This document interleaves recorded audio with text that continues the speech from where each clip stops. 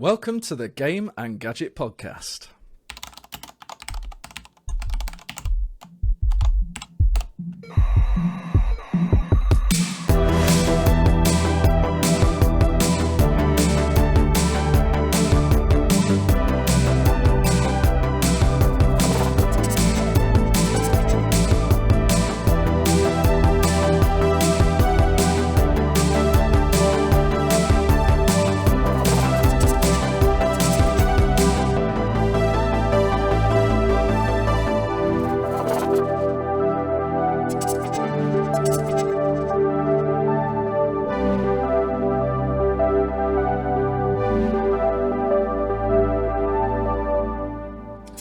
Hello, I'm James Woodcock from pixelrefresh.com, and today I have with me three guests. One, of course, my co-host, my regular pundit, my friend extraordinaire, Tony Warriner, one of the founders of Revolution Software, and always has a lot to say. We won't say grumblings, we'll say anecdotes of technology and his passions for such things. Welcome again, Tony. Hey. Hey. Thank you. I'm going to give you a shorter introduction next time. That's it. Right, okay. It was wasted, wasn't it, that one?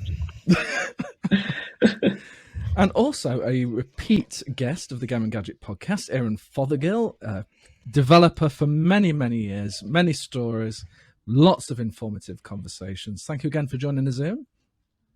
Well, these sponsors. I'm sorry, following Tony. We're going with minimalist this week. No, it's absolutely fine. Absolutely fine. James, what were you expecting? I don't know. If you're watching the video version, maybe they're expecting something energetic happening with arms and stuff. I don't know. But moving energetic swiftly on, doesn't happen. Yeah. Stu's looking very worried now. As the first time visitor the Game and Gadget podcast is when he always let himself in for Stoo Cambridge, renowned for his artwork for games like Cannon Fodder, Sensible Soccer, and that was from his heritage at Sensible Software. Welcome to the Game and Gadget podcast, Stoo. Hello, thanks for having me on. It's my pleasure. There you go. That's a lengthy response. That's the Much better. Can I just correct you? I didn't actually do the graphics for Sensi Soccer. Just to okay. I'll rewind. Well, that's that. John Hare did all that. John Hare did the graphics for that. Didn't you, however, when we did that Oz Festival, didn't you, however, do the graphics for the official 10-liner Sensible Soccer that we wrote at that festival? Do you know, I can't remember. It was you or you or Adlib did it. I think we both remember. might have done it together.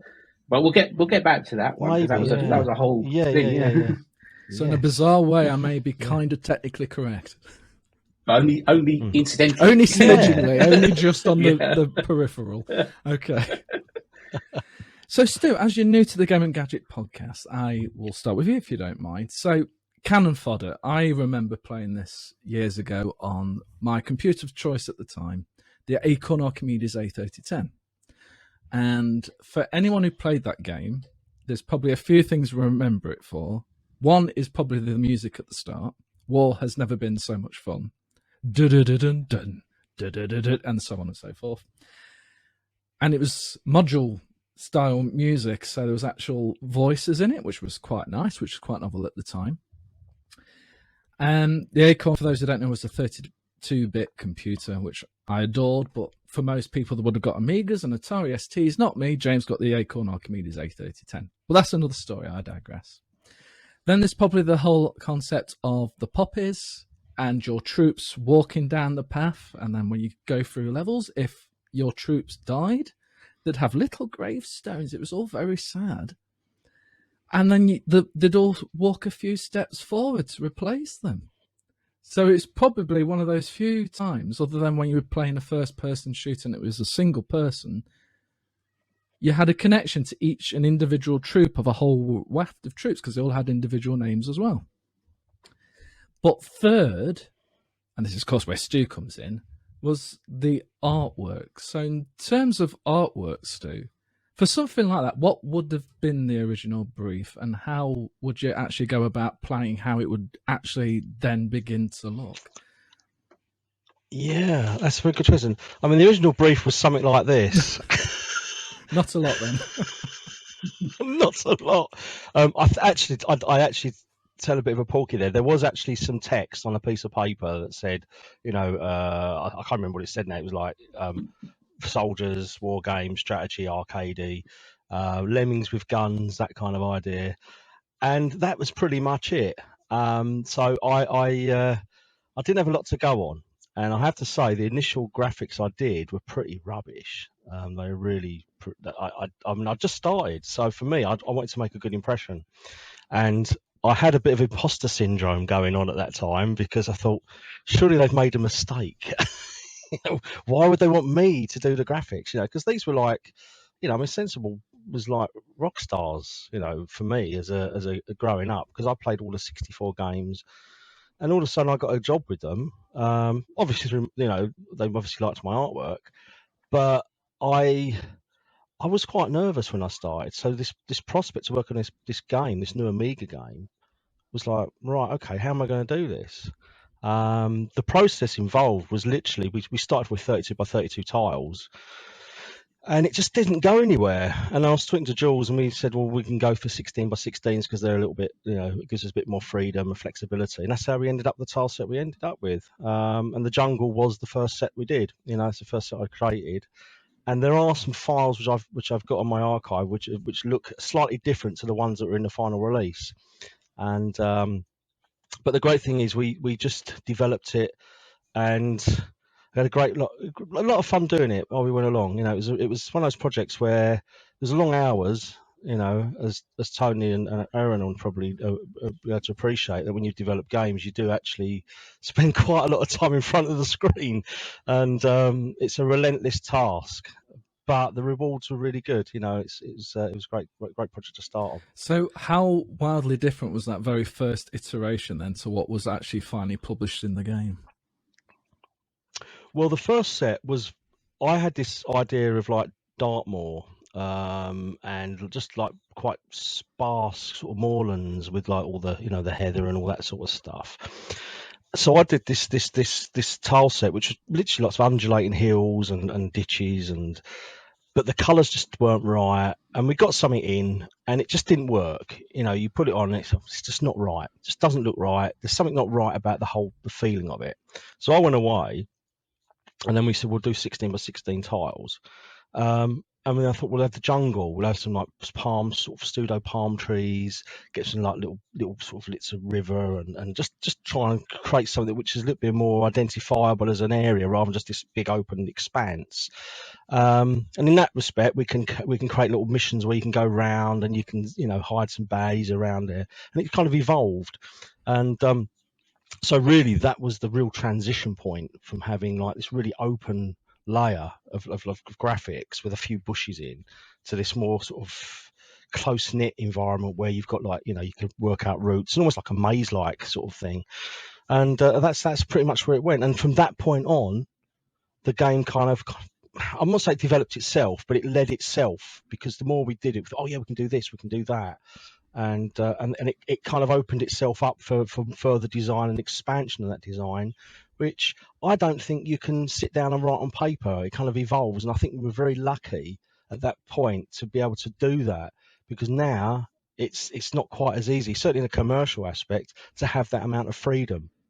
And we did have an awful lot of freedom. So no one said, Stoo, design me a jungle. It was literally, you had to think what would be a suitable backdrop for this particular style of game. Yeah. I don't know whether it was films like Rambo, or where you've got these jungle settings, or Predator, or Commando, which are at the back of my brain at the subconscious level, where the jungle came from. Maybe, but yeah, it literally was like, what will look good. The only thing I kind of messed up on was you only had 16 colours. So with the green background, I thought, hang on a minute, the sprites have got to be green as well. So you see that, and I've got enemy sprites to get in as well. Oh, they're going to be green as well. So there's an awful lot of green in the first level. But I think we kind of just about pulled it off. It's camouflage. That's the problem we're doing. Yeah. Military games is, the whole point of camouflage is you're not supposed to be seen, but that kind of makes it a problem for a game. Yeah, totally. So would you say, without blowing your own trumpet too much, I guess, that the graphics almost dictated how that initial game sort of evolved, as in, here's the graphics, and that kind of led to gameplay ideas of, okay, maybe this is going to trigger this, and there's a pit here, and so on and so forth? I mean, from the off, John and Chris had said we want it to be small sprites because they just finished Megalomania, so that was like out the door. I joined Sensible while Megalomania was being finished, so I got to see the final stages of development of that. And the basis for the whole sort of, this whole idea of having lots of little tiny sprites was so you can see more of the screen. Because you only got a limited resolution, like 320 by 256 or 240. So the idea was to cram as much in as possible. And the only way to do that is to have small sprites. And we just transferred that from Megalomania into the design of Cannon Fodder. So the design was always there to have small sprites. It's just how I interpreted them was my thing, because John's art style and my art style are very different. So I've got a very sort of, I suppose, arcade style to my artwork, because I brought up on the arcades. I used to spend a lot of time in the arcades growing up, so I was really heavily influenced by those early arcade games. So I wanted to make sure the graphics were very representative of what I would see in an arcade. If I could do that on an Amiga, then that's what I tried to do. But yeah, it was very much, if we had to get lots of little sprites in there, and I kind of adapted the art to kind of present that in the way that I could. And I was new and fresh, so I was really I did at the time initially, I thought, I hope they like what I do because it's like I was a new boy. So yeah, but it worked out right. So were there any challenges? Obviously Cannon Fodder went from the Amiga to many other platforms. Did the artwork ever change as a result of that? Were there any new dynamics, or was it literally the same pixel set that came from the Amiga? I did see the PC version, and I get a little bit sort of precious about my art, because I don't have a problem when people take it, convert it, and put it straight onto another machine. But when they start fiddling around with it, and it's still got my name on it, it's like, and I noticed on some of the versions, people start messing around, like they'd change the color palettes, or they'd blur a few things out. And I saw one where the poppy had been blurred, because obviously the original was like 16 colors. So to get more shades, they just obviously applied a blur brush to it in D-Paint or whatever. And I think that was the Super Nintendo or the PC version. One of those had this horrible menu on it. And I thought, why would you do that? The only thing I wish I'd have been able to do a lot of the conversions myself, because then I would have made sure that I'd have enhanced the graphics for those particular machines. Most of the time, the graphics went across pretty much unhindered, but there were a few horrors where I thought, oh, no, they've ruined the look. I think the SNES version, the colours were a lot brighter, and I wasn't quite happy with that. But the majority of the conversions were pretty good. I think the Archimedes version was top. I thought that was a fantastic version. Like with the Sensi Soccer version of Archimedes was really good as well. So but yeah, I think there's quite a few which I'm not very happy about.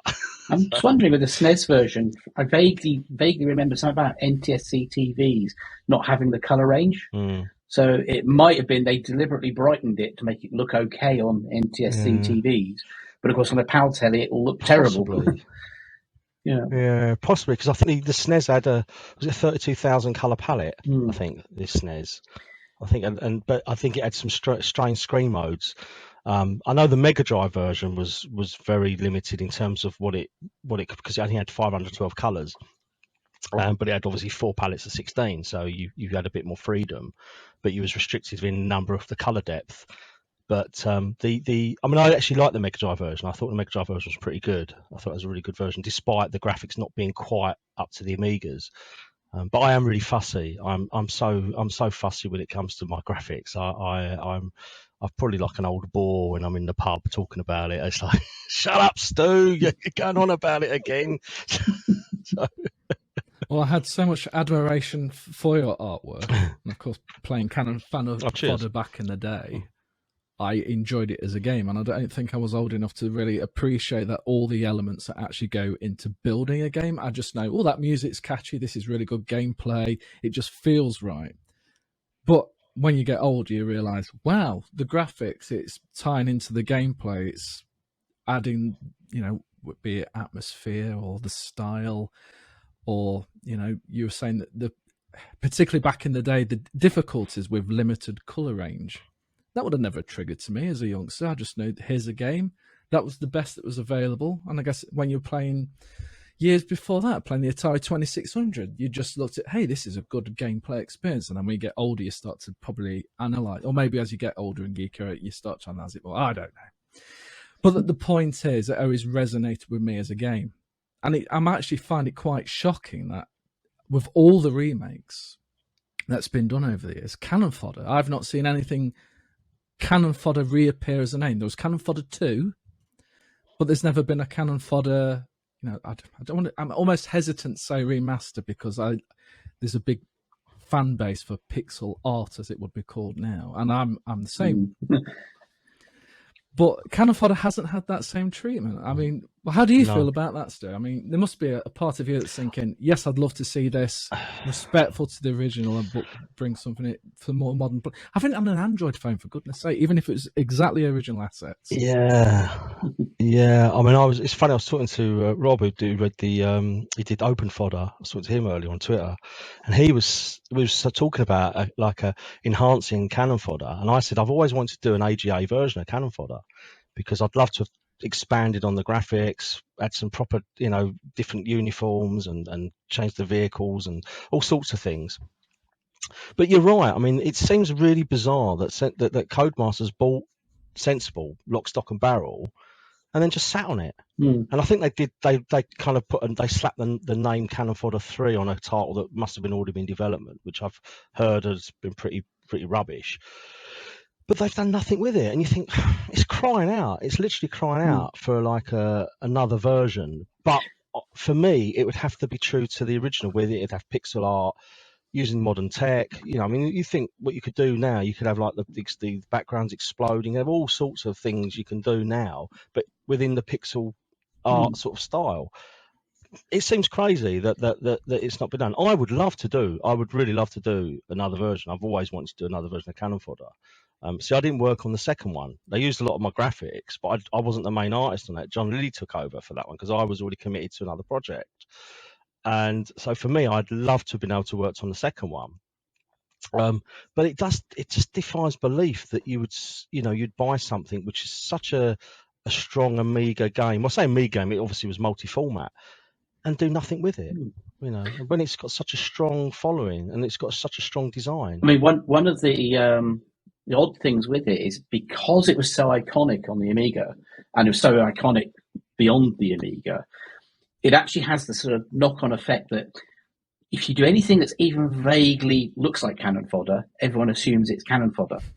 And I think that might have had an impact on why there's not been another Cannon Fodder. We did a game on the iPhone about 2009 called Warpack Grunts, which wasn't supposed to be Cannon Fodder. And it was supposed to be, it went back to the same thing, small 3D models rather than sprites, because the whole thing was 3D but plan view like Cannon Fodder. But the idea was it was a fixed squad of 4 guys that you were, and there's a sort of basically a storyline thing. And the primary reason for going small was because, again, tiny screen, and you needed to have your finger on the screen to control where they're going without blocking the view of everything. So same design problems. And basically, everyone just assumed it was going to be Cannon Fodder as soon as they saw it, because it was there was four guys running around a jungle shooting things in sort of 2D looking, in terms of plan view. So of course we never got away from it being Cannon Fodder. So of course everyone's like, oh, it doesn't control right, but it's not Cannon. And I think that's one of the things with any future Cannon Fodder is you've got everything is now compared to it. It's just like, just so iconic that I think you'd have to seriously go some to do anything different. Yeah, I mean, I've often been asked, you maybe should do a Kickstarter and fund a spiritual successor, and that does really appeal. I mean, that really does appeal to me. But developing games, as you know, is it's not an easy task. No. And as you're getting older, I mean, certainly as I'm getting older, I can't do the long hours like I used to, and the commitment would be there, but the hours wouldn't. Mm. So you'd have to kind of say, right, okay. But having said that, you know, there were so many things that I would like to have put into the game if I'd have worked on a sequel. There's quite a large sort of design list of things that I would have put in if I was involved in one. So who knows? I mean, who knows what's around the corner? You know, you know. I think one of the other challenges as well is war games. They're not going out of favour because basically first-person shooters are obviously, you know, blow everything up, kill everybody kind of thing.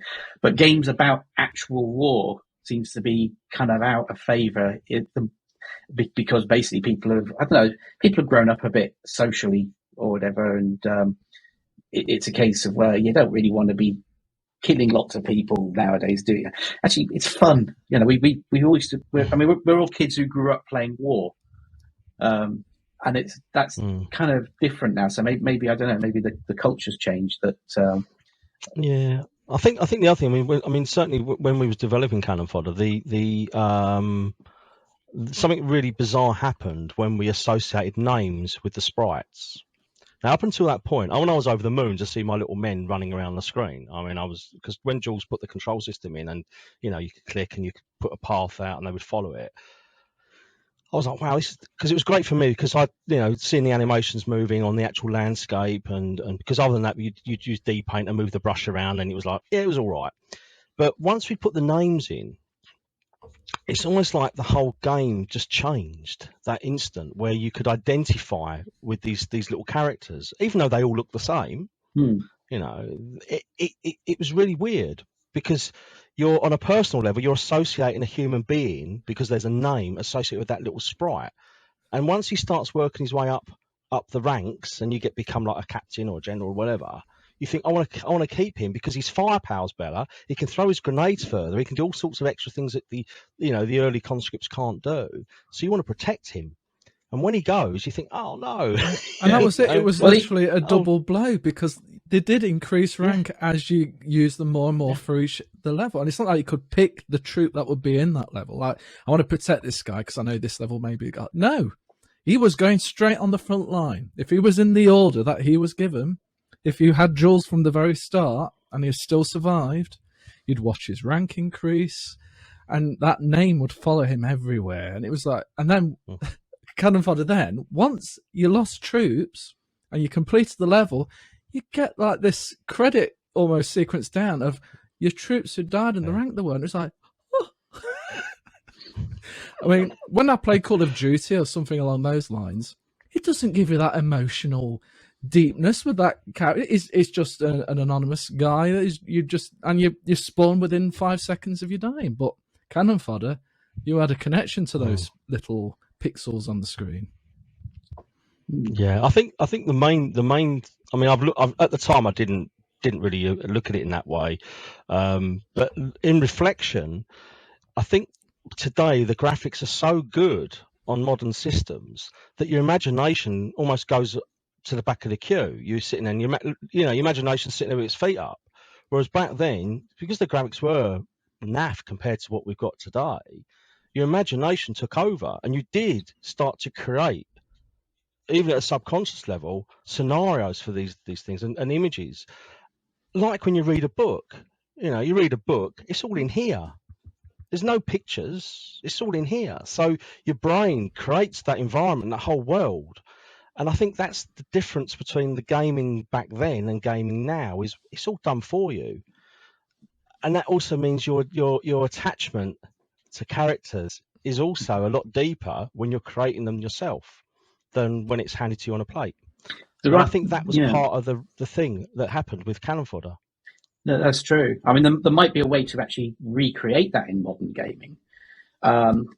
I think I might have mentioned it before about that. There was that mech game that had the giant twin joystick specific controller and so on, where if you got damaged and your mech was about to explode and you didn't flip the thing up and hit the eject button, it deleted your save game. And I'm thinking, if you're playing like PUBG or Call of Duty or whatever, and you get killed, and especially if you're a high level character who's bought lots of in-app purchases to bling up your character and everything, what should happen is if you get killed in that game, all the stuff you've earned is deleted. So all the stuff you bought, all the stuff you've earned, all your flashy gold gun with the sparkles on or whatever, gone. Wow. So suddenly all these like level 500 players in PUBG are like, do I want to risk playing today? Yeah. The companies that love microtransactions will love that idea. Yes, but you can imagine it. You sort of rocking in up as a level 500 player. You spent 5 years getting all this stuff, and you spent a load of money on it, and you accidentally get headshotted by some level, first level noob, and it's all gone. Steel Battalion, was it? That's brutal. Yeah, Steel Battalion. That was the one, I think. Yeah, it was, wasn't it? Steel Battalion. That rings a bell.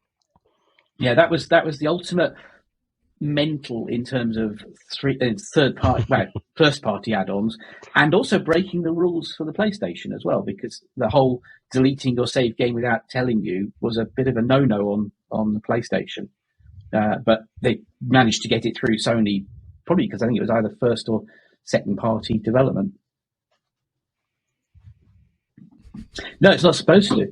The only other one I've ever heard of them doing that is, I think, might have been one of the Solid Snake games, where it reads your mind. At one point, the boss reads your mind by reading your save game, to see what you've done. There was some trick or something that they did with it. That's a bit cheeky. Yeah, I know. It's like must be some GDPR thing there. Yeah, nowadays that would be a definite issue. So, Stu's described something there, like, I don't want to say the wild, wild west, but the freedom, particularly, a couple of decades ago with creating games, that there wasn't that much of a brief. You were given quite a lot of freedom to move forward and discover new gameplay types and new graphic styles, because the chances are it probably wouldn't have been done before at that point. It was very much that a new game would come out, and often it would bring something completely new to the table. Something I think lacking quite a lot today just because of the number of games and so on and so forth. But I don't know. I mean, let's start with Tony. Do you feel that sensibility of being able to just try things, see if they work, and have the budget and time to do that without saying, we're going to create this game, this is how it's going to work, this is how it's going to look? Do you think that could even be a thing now? Well, I mean, this is where a lot of great games came from. It's just you get the right people, a very small number of people. You'd have a great artist, you'd have a programmer, and often that was all there was. And you put those people down, and they might have a vague idea of what they're aiming at. I'm sure there was a pretty good germ of an idea for Cannon Fodder, but everyone starts, and then you sort of jam the thing out, and it's not too expensive to experiment and backtrack and edit and iterate and all these things, with those kind of materials, as in pixels and a bit of code, and that's that. I mean, a lot of great games came from that way of working. I mean, it's what I like to do myself, and it's what I want to do in the future. So I mean, I think pixels is the way to go. I mean, obviously, they can't do AAA like that because it's a million spreadsheets and 500 people in a tax exempt office in Canada. You can't mess about jamming for 6 months with 500 people, but you can if there's 2 or 3 or 4. So why not work that way again if you can? I mean, it'd be lovely to see a Cannon Fodder sequel. I mean, the trick would be to restrict the graphic resolution, probably.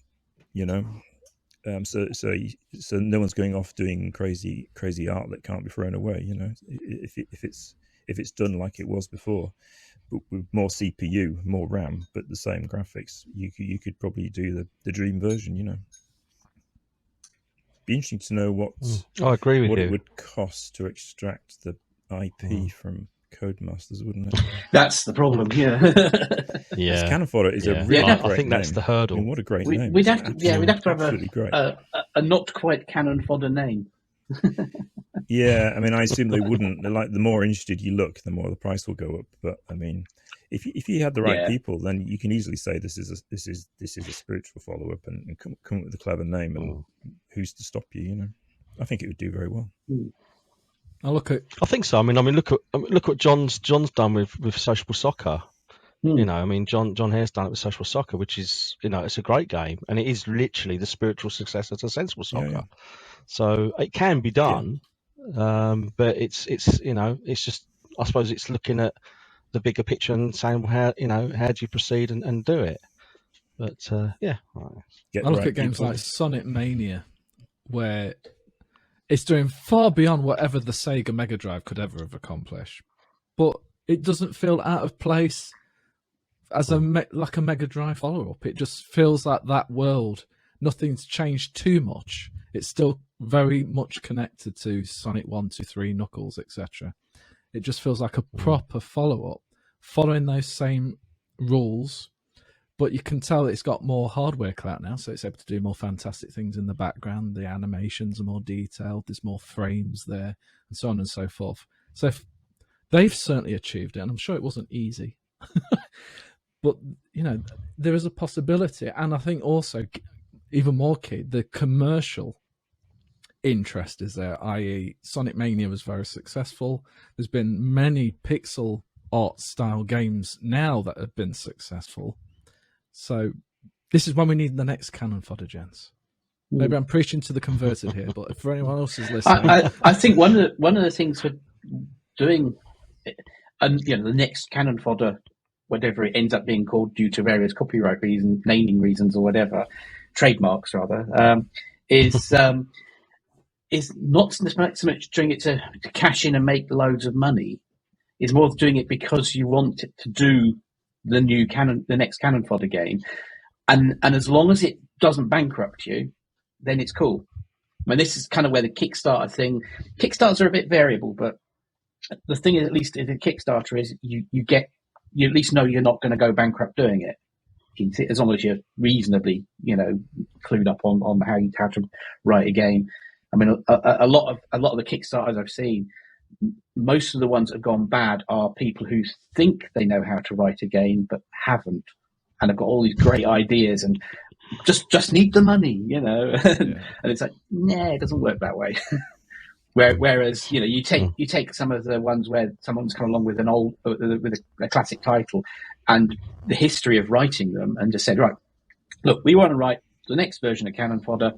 It's going to cost us this much. These people are on board, you know, funders, and you'll get funded, and then you can just do it as what you want to do rather than it being commercially driven. As long as it plays well, that I think is if it plays well, it'll do well, and it will make the money back. You know, it doesn't need to be AAA. People want gameplay. I mean, it's all about gameplay, really, isn't it? Totally. I'm going to go back to what you said a little while ago, Tony, was that about the resolution, and that's the point that I agree with you, because I think key would be to retain that look, but lock it to the resolution, because there's one thing I find really, really bizarre when you get a game which is like, I don't know, it's at, say 320, 200 or 256, and it's on a HD screen, and they have all the sprites moving like at 60 frames a second sub-pixel level, and you think, the illusion's been blown now for me, because it's no longer moving a pixel at a time. It's like really smooth. You think, no, you've got to lock it. You've got to lock it to the pixels that it's supposed to be representing. And that for me would be the way I would, if I was going to do any retro style game, I'd have to lock it to that resolution from everything, you know, absolutely everything. So you do get that feel, but with modern tech, with all the bells and whistles, which is, you know, which you can do loads with. Yeah, it's just everything. Similar to the classic problem of retro graphics that are super, super crisp color pixels, which you never ever saw if you're playing it on a telly. You know, everything was just subtly blurred because you designed the pixels knowing that it would be on a TV, which wouldn't give you the super crisp pixels. Yeah, and then unless you were one of these very few people that sat at home with a reference monitor or something to play your games on. Indeed. remember I mean, artists. how many people actually owned an MT-32, the Roland module? Not module. The MIDI player. So I have one. Well, I knew you'd have one. I'm talking about Joe here. It was a record. That's because we were writing music with them, you know. But in fact, my first business before I set up Shadow Software was writing editors for them. Before I pivoted to games, I actually wrote editors for synths. You see, most of us, I mean, thank goodness for platforms like the Amiga, you had module music. So it sounded like real instruments because they were very, very short sample snippets that would then be played, etc., etc. So it's like a mini synth in its own right. But then the MT-32 came along.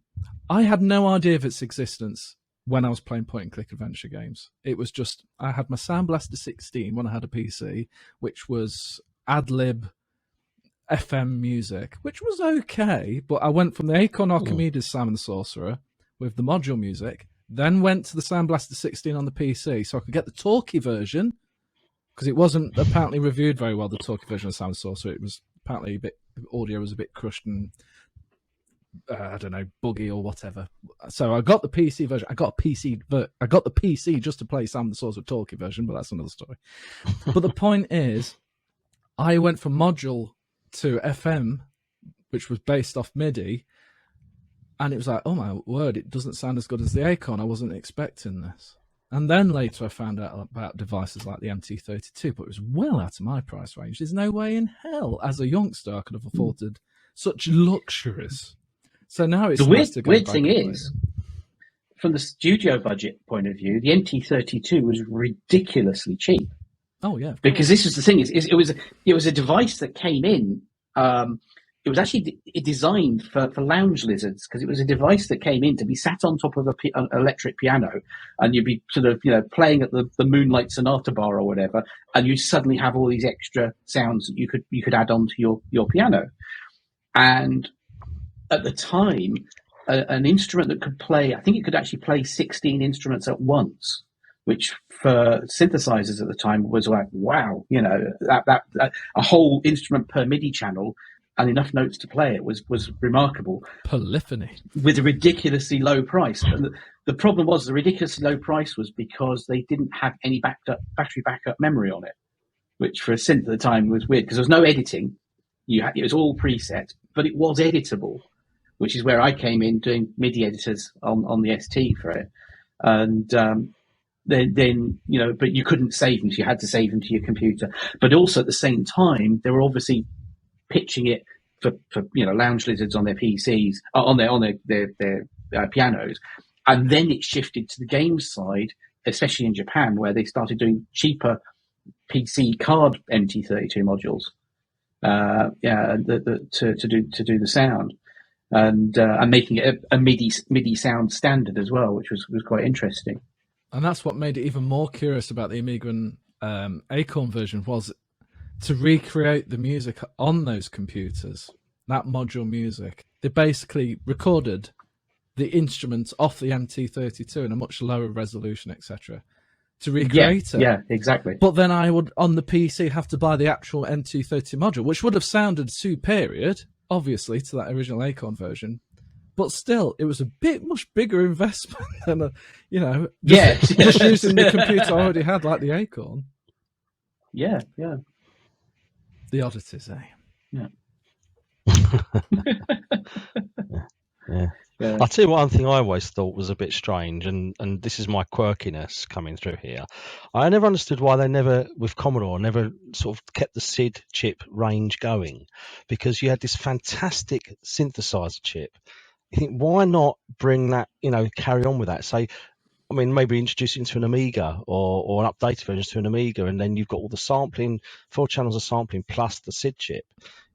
I never understood that, and I know that obviously the history of the Amiga was that it was basically developed outside by Lorraine, and they brought it in and did all that sort of stuff. But you think, oh God, the SID chip just stopped, and that was it. Yeah. Once the 64 and the 128 went, that was it. That was the end of the SID chip. Yeah, Commodore a bit funny crazy. where money was concerned in development. when the dying days of the Amiga were hilarious in terms of where the money all kind of went and disappeared. But they wasted a lot of it though, didn't they? In the later years, oh, I mean, they was doing all sorts of bizarre things, and you think, why do that? I've seen a lot of companies like they just didn't know what they were doing. I think with the Amiga, they had a success without realizing it. They didn't know why they got popular. But hey, suddenly we're selling a lot of these things to gamers. Why? And they got a bit lost. Totally. It was the Wild West, though, wasn't it? That whole era. I mean, everyone was a cowboy.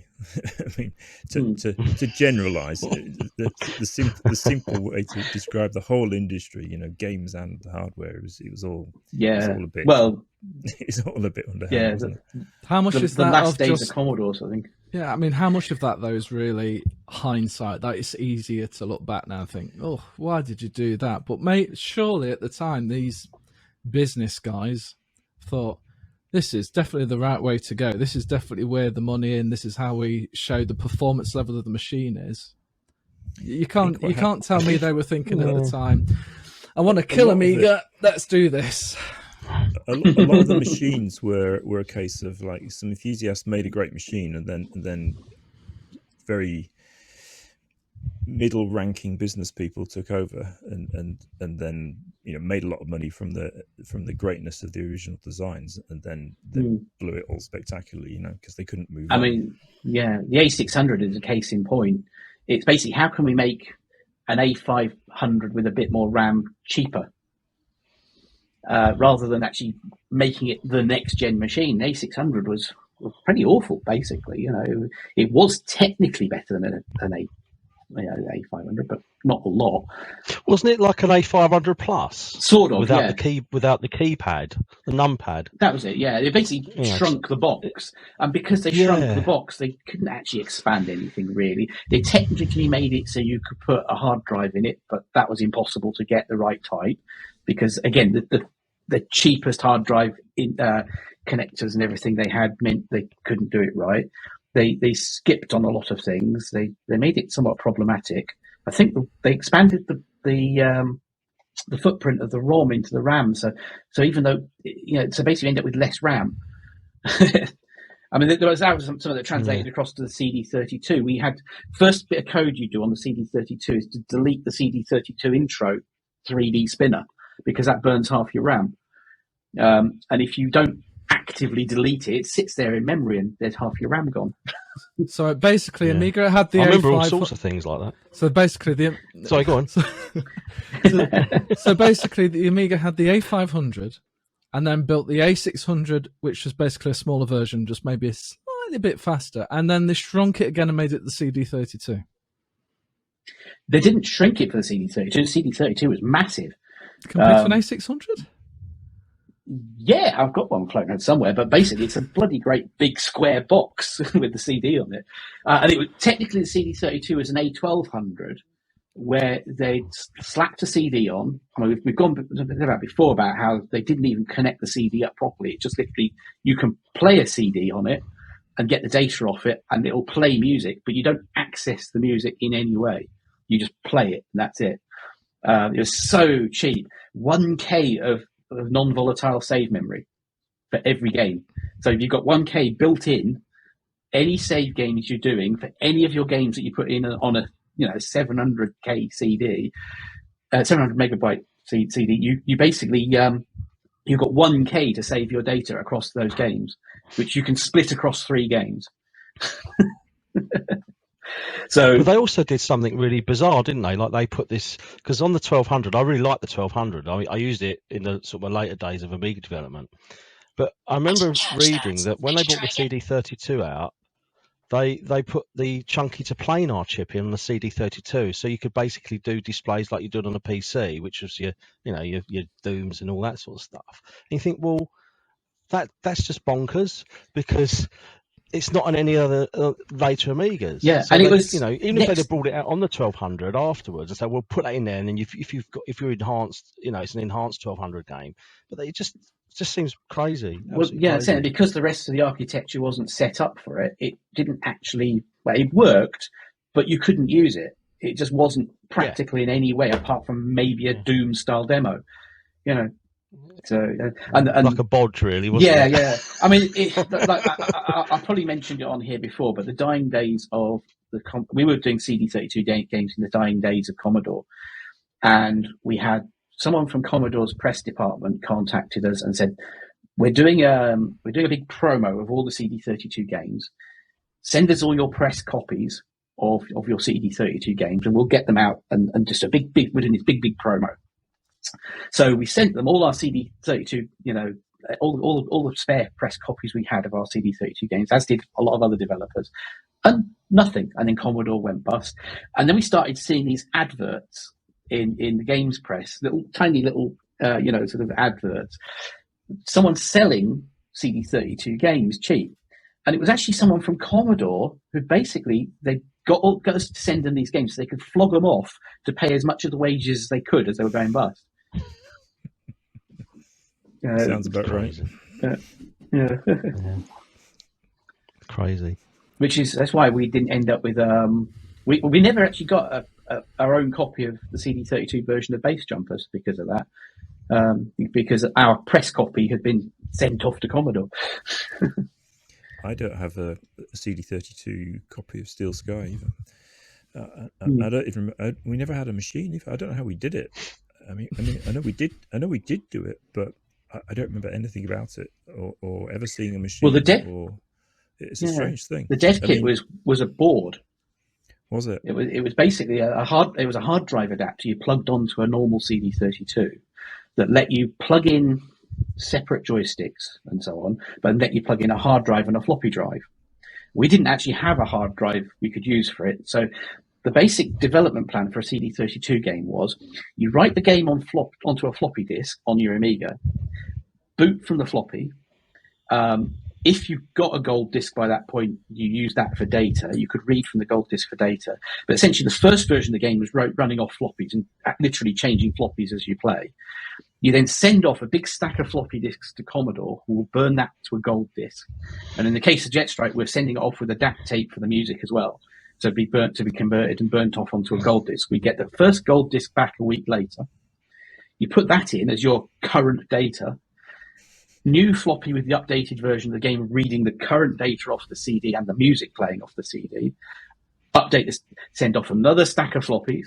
Wait a week, and that's how we did the whole development. It was nightmarish. Yeah. Does this sound familiar, Tony? Is this what you did? Well, we must have done, but I can't remember anything about it. I mean, I know we did it because there's a copy. I mean, I've probably said this before, but there's a copy of Steel Sky CD32 on eBay. It's been there for ages, and it's £200, and I need it for my collection. But £200. He's going to keep it there if you say things like that, though.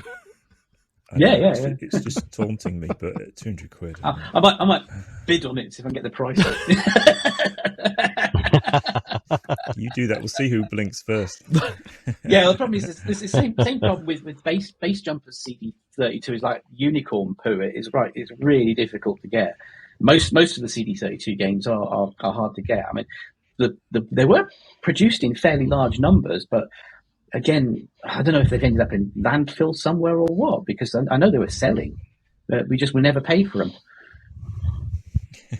In fact, there was a CD32 version of Cannon Fodder as well, because we met with was it CD32 Gamer, who just reviewed Jet Strike and given us the same score as Cannon Fodder. And I said, well, wouldn't it really wind up the sensible guys if you amended our score to be higher? And the guy goes, yeah, let's do that. Which is how we ended up with a couple of points higher. Wow. Because I know the CD32 version had the video intro on it, which we didn't have on the normal Amiga one. But we never did the CD32 in house. That was I think Virgin took care of that when we'd finished it. But my brother had a CD32, so I got to see the first time I saw the actual CD32 version intro was actually on my brother's machine. I'd only seen it on VHS before it had got encoded. But it's a shame, really, when you think about it. I mean, the whole idea of the CD32 was pretty good in terms of what they were trying to achieve, but the execution wasn't quite there, was it? And I think maybe was it slightly slightly mistimed. Yeah, 10 out of 10 for idea, minus several million for implementation. Yeah, it was just very, very badly botched together. I mean, it could have been worse. The CD-TV was an absolutely abysmal dead end. Yeah, we used it as a karaoke machine at Sensible. Yeah, TV. That was our de facto karaoke machine, which I always declined to take part in. But yeah, that was what that was used for. Because I think we was trying to do Sensi Soccer on it, and I remember they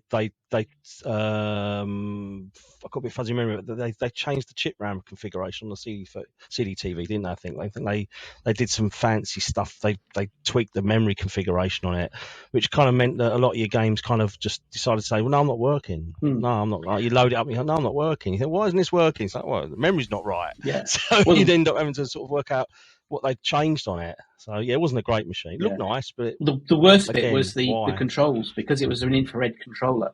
There was a massive lag on the controller.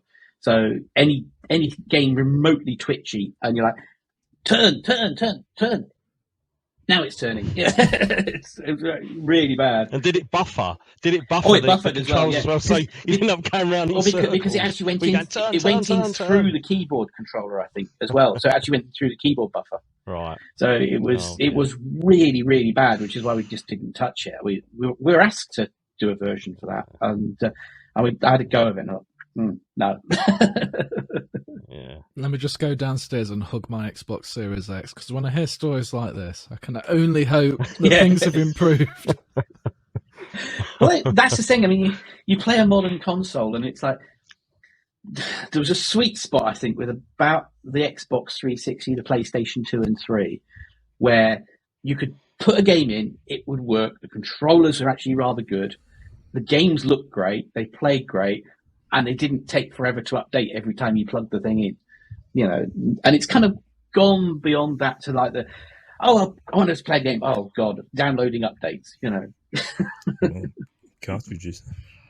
Oh, I miss cartridges. I mean, Nintendo were probably too much of a stickler for them, as in the Nintendo 64 was probably time to ditch the cartridge, potentially, and I'm sure there's a lot of people who would disagree with me there. But they certainly stuck with cartridges far longer than we probably, in hindsight again, looking back, would have imagined, particularly when CD was becoming quite the dominant format. But it didn't do the Sega Saturn any favours at the time. Go on, Tony. They made a lot of money duplicating everyone's cartridges. That's where that was it. It was a lock-in, wasn't it, of the money? Yeah, because they were the only ones who could print them. PlayStation 1 certainly had some serious issues with copying of CDs, because it was quite an easy console to mod, and even I think it's quite hard to find one without a mod chip in it. I brought a second-hand one, and I opened it up because anytime I get a new retro console, I think of the decades of grunge and grime and sweat and probably tears as well that's gone into the controllers and the actual console itself. So I always open it up and just give it a bit of a clean out, and along with a very big dead spider corpse, there was the mod chip next to it. At Argonaut, there was a bounty for NTSC PlayStation 1s. If anyone bought one, the Argonaut would buy it off you for the price you paid for it, plus an extra 50 or 100 quid, because you could use them for PlayStation development, and because you couldn't do it with the PAL ones for some reason or other, but with the NTSC ones, you could actually plug the dev cards in them and use them at least as either tester machines, or even in some cases as design machines, and then as long as you hide them whenever the Sony rep comes around, because you're not supposed to. But they were kind of hard to get in the UK. And at one point, when we were writing Aladdin, the company just said, look, we desperately need more of these, because we've got two teams doing Disney games where we've got new designers, and we've got not enough machines for everyone to work on. We can't afford to buy proper dev kits off Sony, because they were charging a lot for them. So, anyone who sees an NTSC PlayStation going in any of these second-hand shops, buy it, and we'll buy it off you and give you an extra bit of cash. And they got quite a few in that way. We did. When I left Sensible, I started a company called Abstract, and we had we mostly used the action replay cartridges by Daytel. If you bought the PC card and the cable that went into it, you could use that as a cheap test machine. Yeah. And you obviously had to have it chipped, so you could boot your CDR. But that worked brilliantly, and it was cheap. So yeah, I think that's I don't know if you could develop on it fully, but I mean, we did actually just use them as test machines. They were really good. Yeah, I mean, because we were using our in-house ASL thing, we could actually use that for a reasonable amount. Designers and testers could at least use that to build up a level and try and actually test with it. So that was good enough for quite a lot of our stuff. And then it would cycle kind of round the system. But the problem was the NTSC ones were rather cleverly booby-trapped by Sony, though, because they're 110 volts, but they had the standard figure of 8 power connector that the European ones have, except it doesn't have the thing to block the notch that's on it. So what you could do, you can't plug an American plug into a European one, but you can plug a European power plug into an American NTSC one. So there were at least 3 occasions I remember that a fairly high-flying designer or coder, I know how to set this up, plugs it in, large amount of smoke, because they've plugged an American one into the UK power supply and just fried it. And it's like, that's taken us 5 weeks to get that. And I think at one point it actually happened to one of the blue box ones as well, which is one of the official Sony dev kits. So, Tony, you're actually building a game right now, and that's in Unity, I believe? The shmup, yeah. Unity for my pains. Yeah. You're kind of I guess, a company of one, doing your own Wild Wild West style. No Will Smith connection. He's in the news at the minute. But certainly from your point of view, Tony, how are you finding it to use as a platform? Unity? So we've just been talking about the hellish qualms of development from the past. So how are you using one of these modern tools, who yourself, I'm sure, has had the development hells of the past too at times?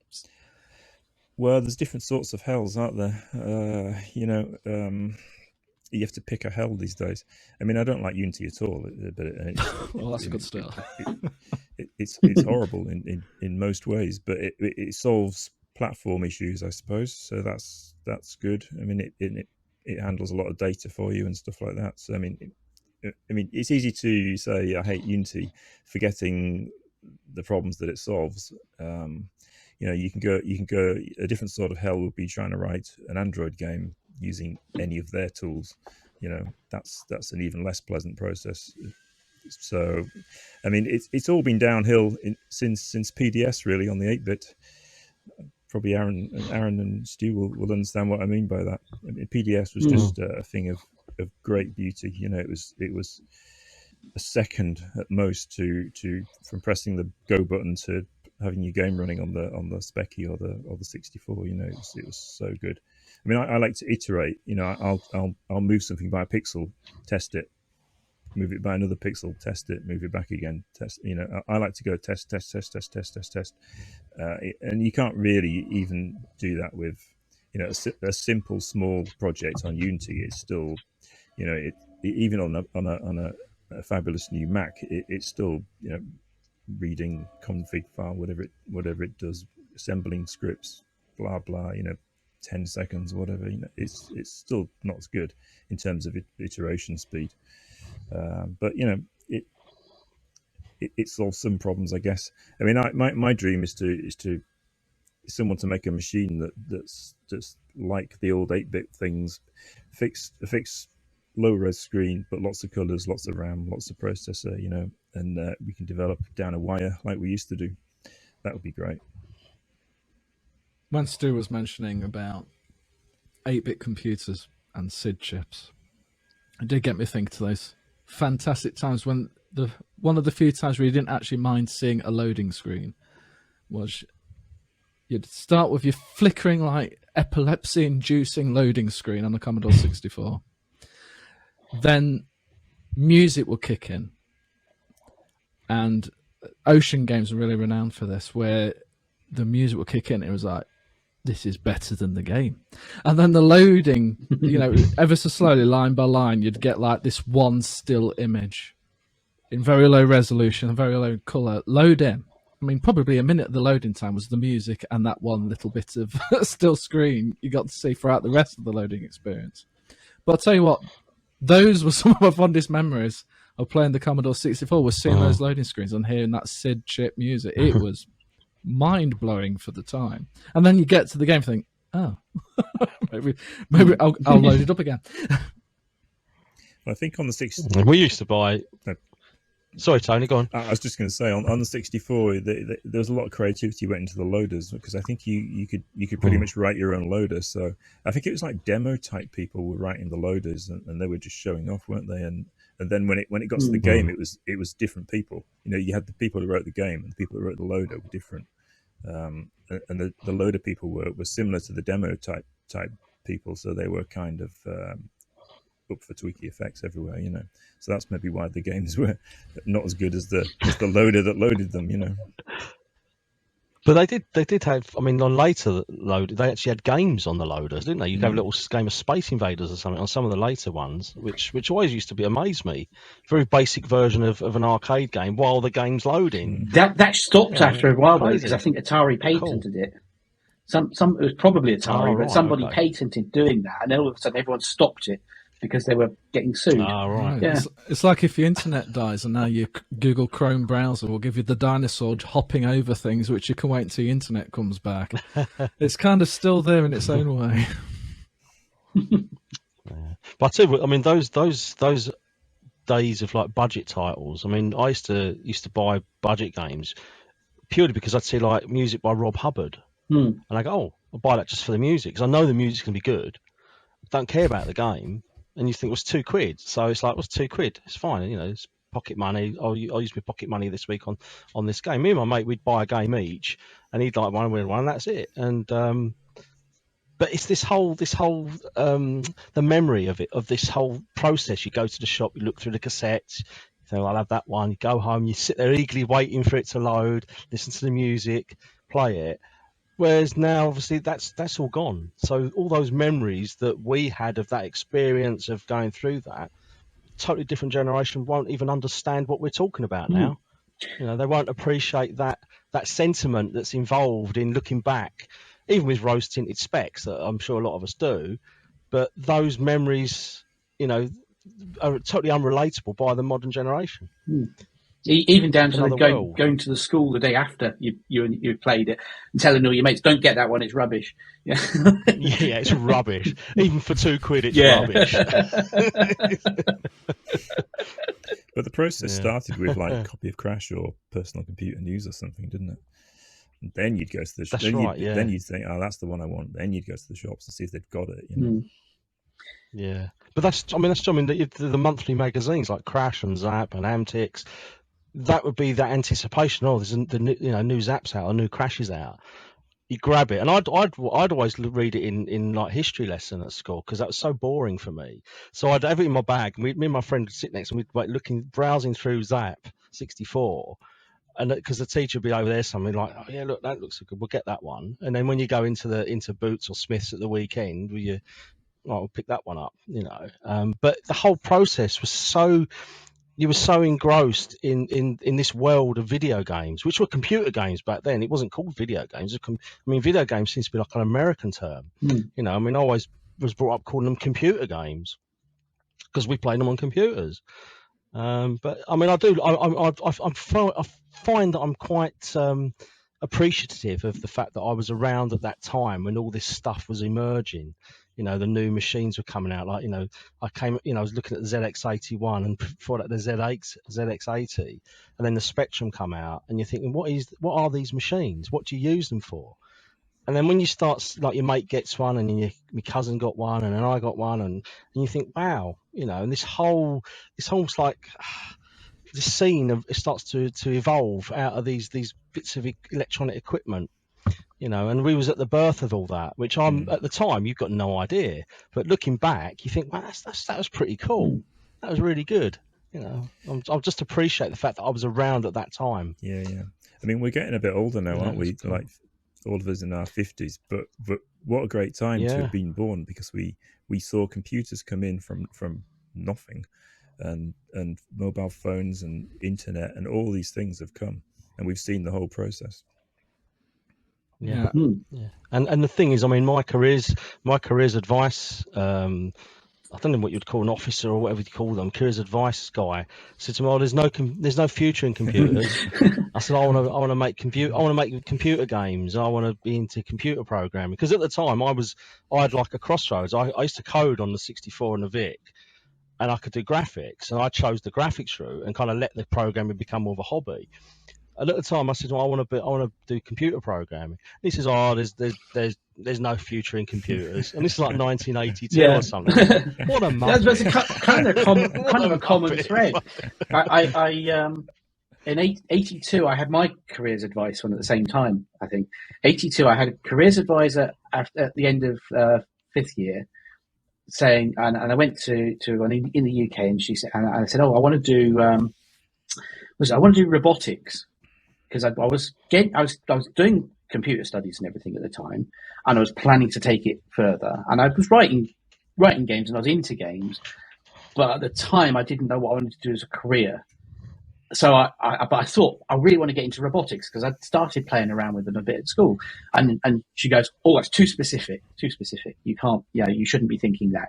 What about farming or some other rubbish kind of thing that they have a standardized list for wherever you are?" Because I was in Fleet in Hampshire, I think, at the time. And then my dad got posted to Hong Kong, so I moved out there, and I was doing a 6th form in Hong Kong. Wasn't allowed to do computer studies because they didn't have an A-level course for it. But the careers advisor they sent out for the 6th formers was the same one from Fleet in Hampshire. And she didn't recognise me, but I decided to broaden my aspect to something in computers, maybe games or whatever. Oh no, that's too generalistic. You've got to be more specific. They were useless. They were just there to make up numbers. I'm sure of it. I had the opposite of Stoo's problem. They told me, go into computers. That is where the careers are. So they would have probably told me about this about 19. Yeah. So this would be probably 1994 sort of time. And I was like, I was going to do that anyway. That's fine. I'm the only guy at school with an Acorn Archimedes, which is what we use at school. I had an advantage over everybody else. So it was like computers were my thing. And then I went to college to do computers, left college to go for my career path. Everybody was going for computer jobs. There was no positions left. It was ridiculous. Yeah. Sorry, Tony. The thing was, when Tony first. Go. I was just going to say, mate, the careers advisor, they told me, I said, I'm going to write games, and they kind of laughed at me, and they said, what you want to do is be a clerk in an office, whatever that is, and they said there might be a computer in there that you can lark about on at lunchtime. Well, thank goodness you larked around and made some games in the process. Yes.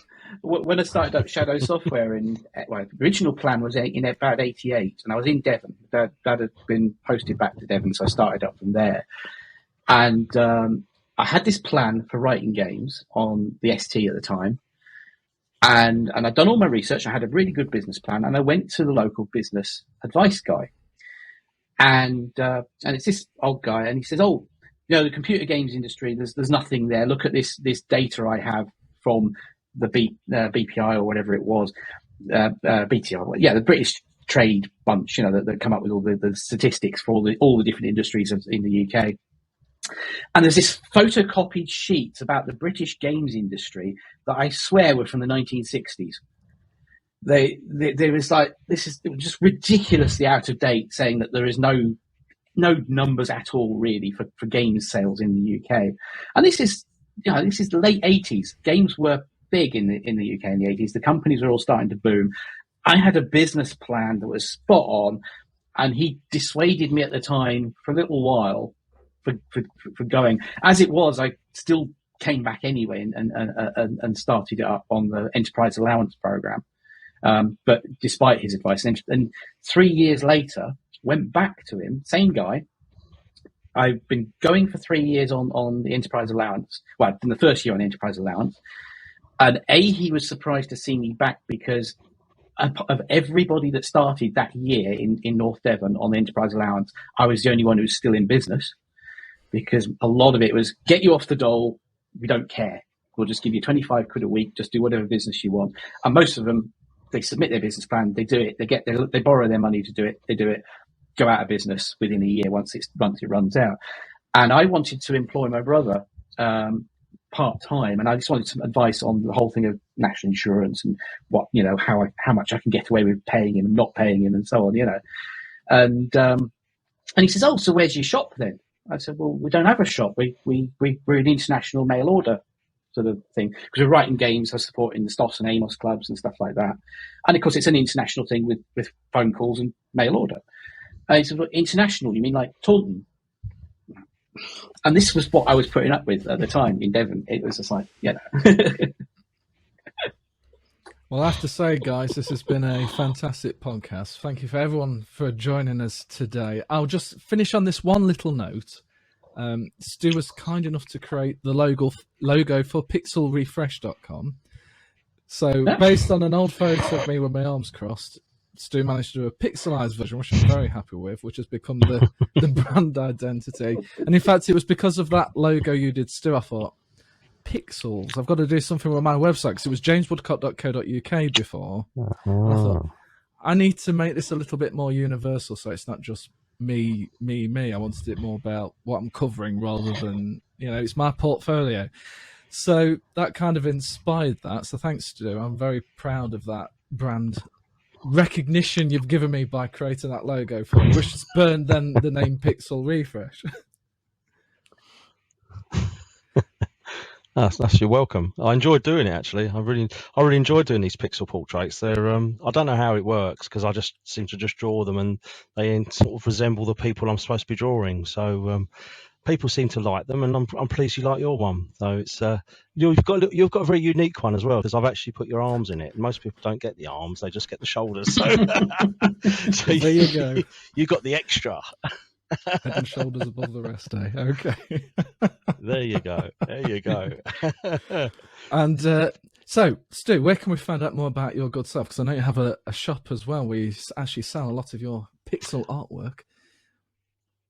I do. I set up a shop called thedesigndroid.co.uk, which is basically just for me to sort of sell artwork it gives me a focal point to create new art, because I don't normally create a lot of art outside of client work. So I thought, well, I'll create that up and set that up. And I'm currently renovating StooCambridge.com at the moment, so that'll be up sort of within the next sort of month and a half, once I finish sort of putting the new style sheets up and doing all that sort of stuff. I'm on Twitter, Stoo Cambridge on Twitter. Once you get on there, I'm pretty much everywhere, really. I mean, I'm omnipresent, as they say. I don't tend to do a lot of social media. I tend to do my social media in the mornings. Because I find it so you can be on there for like half an hour, and then next thing you know, it's 2 hours have gone by.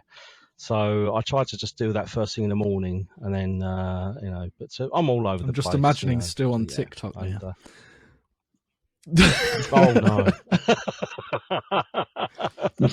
my son was saying, "Are you on TikTok?" I said, "No." I did look at it, but I thought, "No, I can't add any more." Twitter and Instagram is where I tend to hang out mostly. I don't really do Facebook. I go on there just to post a few bits, but I don't tend to interact much on Facebook.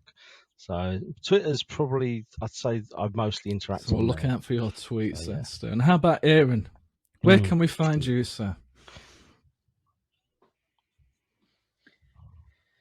I'm on Twitter. I think I'm Zwilnik SF on Twitter at the moment. I am on Facebook, but I keep my Facebook one private, and I'm gradually winding down my Facebook presence because I really just don't like it there anymore. We've taken Strange Flavour back a bit while Adam and I work on contract work for a while. So we're mostly focusing on that. So I'm working at Shifty Games over in Canada. I'm not. They're rather good at letting me work from Spain. But we're working with them on some stuff. And generally I've got an Instagram profile, but I don't think I've used it in a year.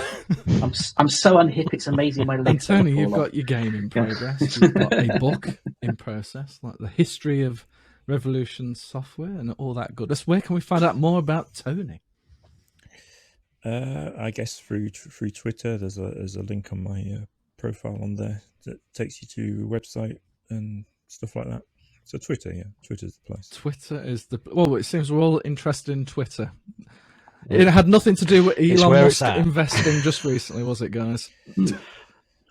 No. That might be. That's Everyone's probably why he Tony put on all there. that money in. Let's put some millions into this. Buy. Maybe he'll fund a Cannon Fodder game. Yeah. Hey, maybe Elon Musk will be a fan of Cannon Fodder. We can get another Cannon Fodder If off you the get some ground. sort of Tesla-inspired aspect in there, anything's possible. Good We'll bet. get some Teslas in there. You can drive a Tesla around the Cannon Fodder landscape. That'd be cool. Well, thanks again, guys. And that's it for this Game and Gadget podcast.